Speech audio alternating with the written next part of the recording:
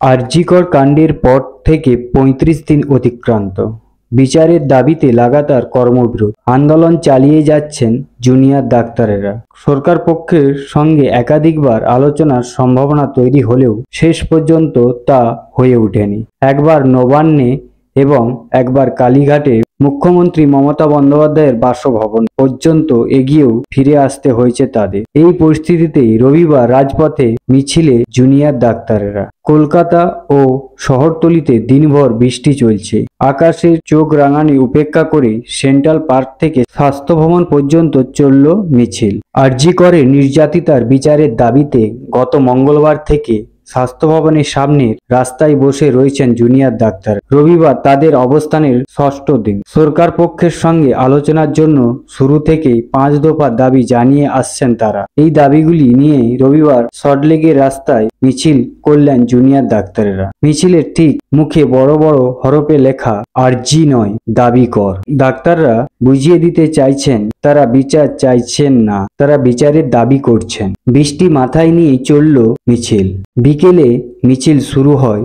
যখন তা স্বাস্থ্য ভবনের কাছে পৌঁছায় তখন প্রায় সন্ধে নেমে এসেছিল। গোটা মিছিল থেকে ক্ষণে ক্ষণে স্লোগান উঠল আরজি করে নির্যাতিতার বিচার চেয়ে। ভেসে এলো শিরদাঁড়া সোজা রাখার আহ্বান, উঠল হোক প্রতিবাদ ধ্বনি। রাস্তা জুড়ে জ্বলে উঠল মোবাইলের ফ্ল্যাশের আলো। বিচারের দাবিতে যে তারা এককাট্টা সেটাই যেন বারবার ফুটে উঠল ফ্ল্যাশের আলোয়। মিছিলে যাতে কোনো রকম বিশৃঙ্খলার পরিস্থিতি তৈরি না হয় তা নিশ্চিত করতে মানববন্ধন করতেও দেখা গেল ডাক্তারদের। আন্দোলনরত ডাক্তারদের মিছিলে রাস্তার দুপাশ থেকে এগিয়ে এলেন প্রচুর সাধারণ মানুষও। পা মেলালেন তারাও। মিছিলের বহর ছিল চোখে পড়ার মতো। প্রবীণদের কেউ কেউ এগিয়ে এসে আশীর্বাদ করলেন জুনিয়র ডাক্তারদের। যে সাধারণ মানুষেরা ডাক্তারদের মিছিলে পা মেলালেন তারাও বুঝিয়ে দিলেন ডাক্তারদের দাবির সঙ্গে তারা একমত। তারা বলছেন এই লড়াই শুধু ডাক্তারদের লড়াই নয়, এই লড়াই গোটা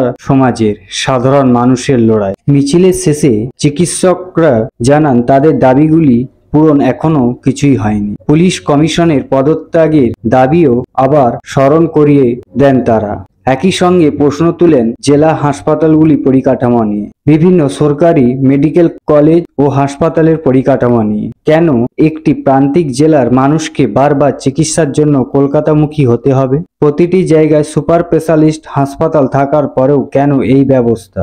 এই নিয়ে প্রশ্ন তুললেন। রবিবার মিছিলে দেখা গেল কোথাও হাঁটলেন নার্সরা, কোথাও অবসরপ্রাপ্ত সেনাকর্মীরা, কোথাও আবার বিভিন্ন স্কুলের প্রাক্তনীরা। যাদবপুর থেকে গড়িয়া পর্যন্ত হাঁটলেন অবসরপ্রাপ্ত সেনাকর্মীরা। করুণাময়ী থেকে মিছিল করেন নার্সরা। ধর্মতলা থেকে শ্যামবাজার পর্যন্ত একটি মিছিলে হাঁটেন উত্তর ও মধ্য কলকাতার প্রায় 30টি স্কুলের প্রাক্তনীরা। Bureau report, N D Bangla news. সবার আগে সব খবর এবং সঠিক খবর পেতে ফেসবুক পেজটি ফলো করুন, ইউটিউব চ্যানেলটি সাবস্ক্রাইব করে রাখুন আর শেয়ার করতে ভুলবেন না।